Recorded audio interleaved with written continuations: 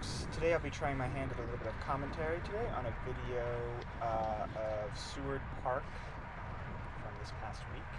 And I'll be talking about a leadout that didn't quite come together and talking about why leadouts are really hard to do and get organized correctly. Hopefully we can learn a little bit from this. So here you can hear me talking to my teammates in the red here about how they're feeling and trying to decide who we should go for. It's been a pretty hard race. We're about to come into 2 laps to go, so we've been racing for about 55 minutes now. So it's a bit unusual actually for us to have this many guys in the finale. It's been a pretty attritional race, which is usually the case with Seward. It's a tough course for a Thursday night crit. It's got this pretty sharp hairpin corner that we're approaching, followed by a downhill, very fast downhill, and then this punchy uphill climb, and this falls flat into the finish, which we are just passing. We decide that we're going to go for Spencer here, who is now in the back, I tell Brian behind me that he'll be last man, and I will be second last man. Ryan will hopefully help us position here. And we'll see where we kind of mess up here a bit with the communications. If you listen closely, you'll notice I didn't actually say to Ryan what the plan was, other than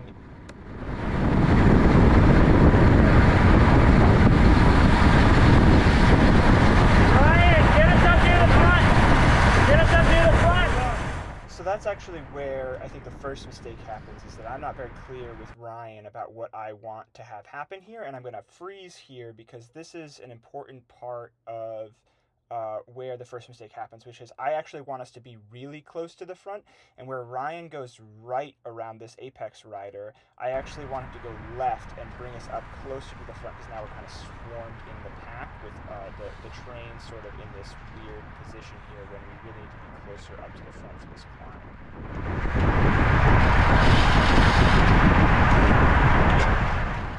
And then this is the natural result of this, is that there's this jump from some people who are going to attack this climb pretty hard, and I actually have to yell at Ryan not to try to follow that, because we can't bring the train all the way through that gap.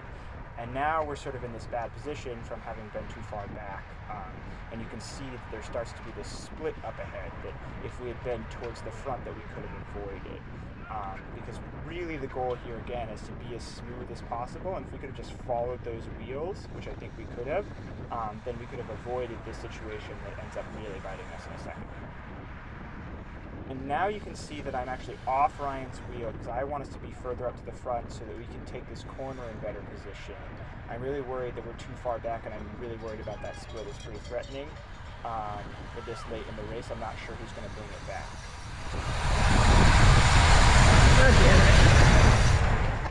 And I have some feelings to express because that apex rider takes that corner pretty slow in front of me and stops me from holding my speed as well as I would have liked through the corner. And I obviously have to do a huge spike of watts, which was inevitable, but I could have maybe done a little bit less. But yeah, you can really see how fast it's going, how strung out it is. So us being a little bit out of position now with that gap, having to try to close that down at 37 miles an hour is a big spike in watts. Now I start to see Ryan coming up on my right shoulder here, and then he comes over the top, but I have to spike pretty high to try to get to his wheel, and I don't quite make it here, and this really burns me.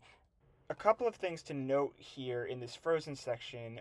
One is that I'm not quite on Ryan's wheel. The GoPro foreshortens the distance in the center of the frame, so I'm not fully in the draft here, and we're both going to dump a bunch of watts like in this high speed section, trying to close that down to the group in front of us. And the other thing is that Brian and Spencer have become detached from my wheel, which is kind of the whole point of this. And so Brian, is also in the wind, though at least Spencer is mostly sheltered here. So we've kind of gotten a little bit more disjointed here.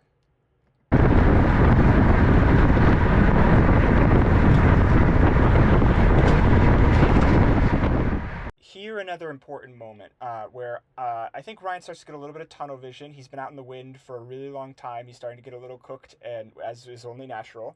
and I think he's really trying to get us directly to the wheels of the guys in front of us. But where we really need to be in terms of doing a lead out rather than as a solo rider is to get to that corner, the apex of the corner first, so that we can take the inside line and block people from attacking us up the inside. So I try to come underneath Ryan in a second here, but that doesn't quite work because he's still going pretty hard. So I think, oh, maybe I should slot in behind him, but I still need to go take this inside line.